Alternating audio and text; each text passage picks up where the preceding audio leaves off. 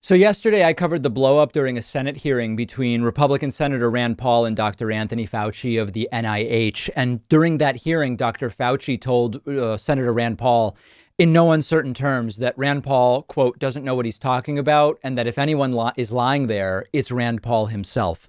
This apparently has so infuriated Rand Paul. He's on tilt. He's unhinged that Rand Paul now says he is requesting a criminal referral against Dr. Fauci for allegedly lying to Congress. The intimidation that is being carried out against scientists and against medical professionals is completely appalling. Take a look at this from a recent Rand Paul appearance on Fox News, where he announced this, which he seems to be announcing almost like it's some kind of badge of honor, that he's willing to take this incredibly principled step. You kicked off your questioning of Dr. Fauci, emphasizing federal law makes lying to Congress a felony punishable by up to 5 years in prison.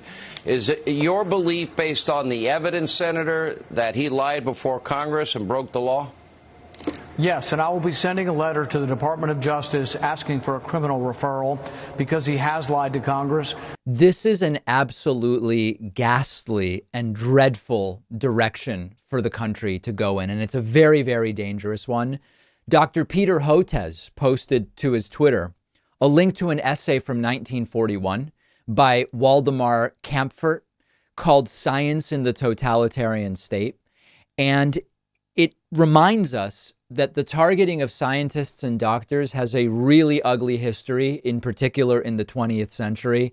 Remember that Albert Einstein decided to go to the U.S. at the very end of 1932, eventually came to the United States in 1933 and stayed because of what was happening in Europe, including with reference to the world of science. And attacks on science are simply a totalitarian hallmark. Now, I'm not saying Rand Paul is Hitler.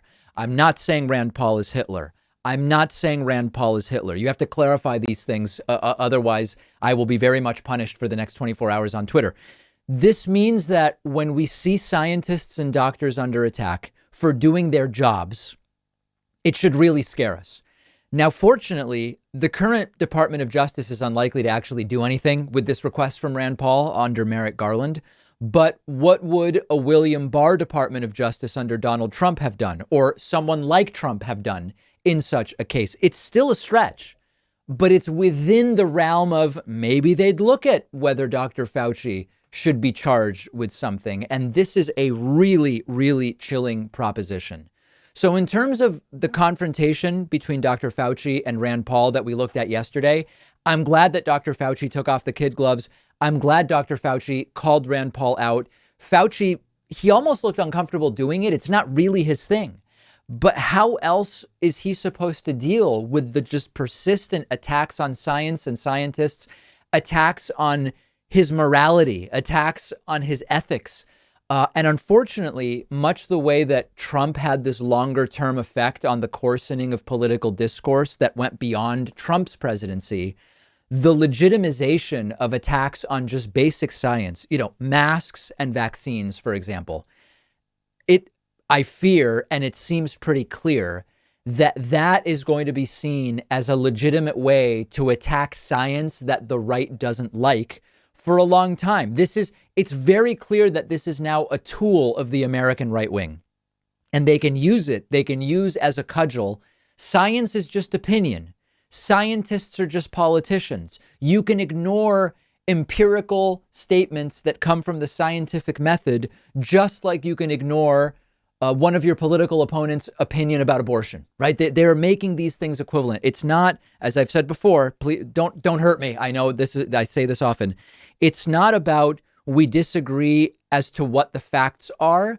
It's they don't understand what are facts, what types of statements are facts and what types of statements are opinions. And it's not new in that, for example, with climate change, they've been denialist for a long time, for sure.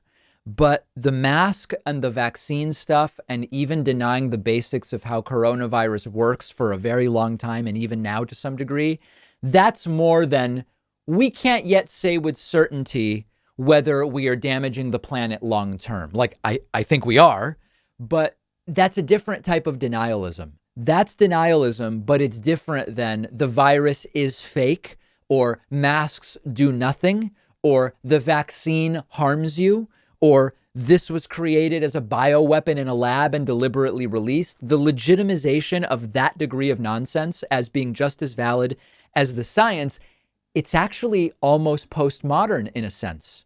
Think about that, because for postmodernism has been a popular target of the right. Now, I've criticized postmodernism as well, but the way the right does it, the right comes out and says postmodernism is the Marxist enemy. Postmodernism leads you into any notion from whoever about anything is valid, all this different stuff. They are essentially doing a form of that. They are saying our opinion about what coronavirus is should be held up as just as valid as what doctors think.